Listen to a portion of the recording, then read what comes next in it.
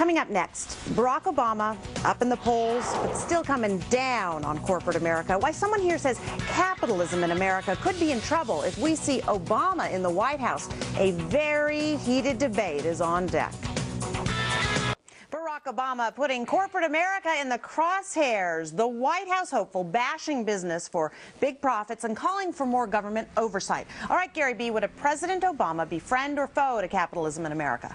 He would be an enemy of capitalism, and I'll tell you why, Brenda. One, he wants to spend, $100 billion here, $200 billion, for example, on the, these green jobs. He's not creating jobs. All he's doing is moving the money out of the private sector and into the public sector. So he's giving it a government mandate. It's kind of like, the economy via central planning, and we know the government is inefficient in almost everything they do. So there's nothing new here created. The other problem is you have businesses now always looking over their shoulder. Is it oil industry that's going to be tapped for their profits? Is it going to be the pharmaceutical industry? And what happens when you're looking over your shoulder, you have a lot less incentive to invest, do R&D, and quite frankly, to make as much money as possible. I think he would be a failed FDR. Well, actually, history shows us that this doesn't work. Price controls, been there, done that. It's easy for you to say. Look,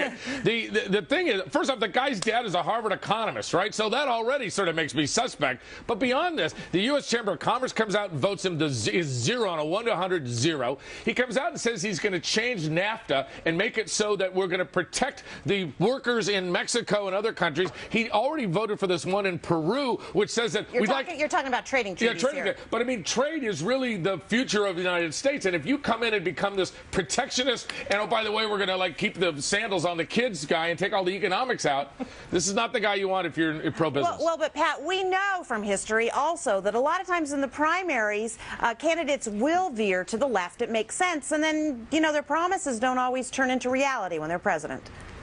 Yeah, I think I'll wait till whoever gets elected actually has a policy to freak out or not. I mean, I think it's worth kind of going back. You don't have to wait. He's freaking out now, doesn't he?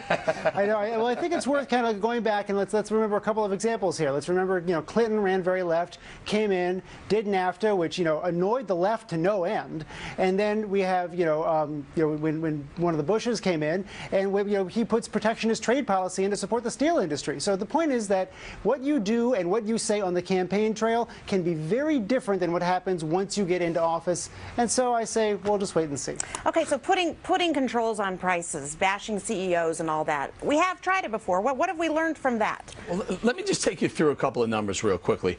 Healthcare plan, $240 billion over the 4 years. Energy plan, $30 billion. Tax return plan, $340 billion. A few other satellite plans. He's up to almost $900 billion he wants to spend, and he's going to pay for that through what's he going to do? Raise taxes, obviously. Our whole GDP is only $14 trillion. He's almost at $1 trillion already. And by the way, you don't do it by cutting spending elsewhere. You do it by raising taxes, and that's what he plans to do. That's bad for everybody, not just the rich. That's bad for everybody. Scott, bad for business? I mean, can business handle this? Well, listen, he might be the classic left-wing politician that appeals to a populist, voting bloc. But the bottom line is we've seen very little. You're throwing out numbers, 300 billion, 600 billion. That's what he said. We have not seen anything in his plans to really tell us how he feels about American business, other than he wants to get rid of the Bush tax cuts and he wants some type of health care plan. Well, he wants to take a look at the subsidies to the oil companies. He wants to wait a second. What's wrong with looking at subsidies at oil companies? What's wrong with looking at subsidies for farmers? We need to look at some of these things. Now, I'm not saying that this guy is the greatest guy and I'm going to vote for him. All I'm saying is we've seen nothing yet that is going to hurt American business. American business is way too big for one guy. $800 billion of new programs. And here we are just spending $200 billion on a stimulus package. Is that what's your point? That's not the point here, Blyer. We're talking about Obama. All right, last point, Gary B. You go ahead and take this one on. I know you're waiting for it.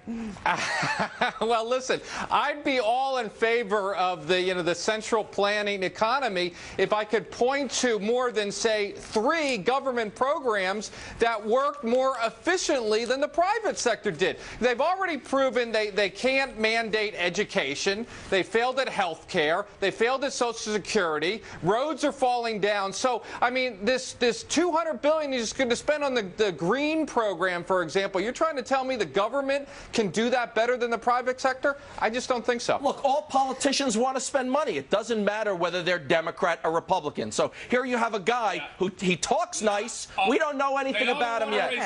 We don't know anything about him yet. They don't all have to pay for it the same way. All right, thanks. You know what? Let's just get on to babies, okay?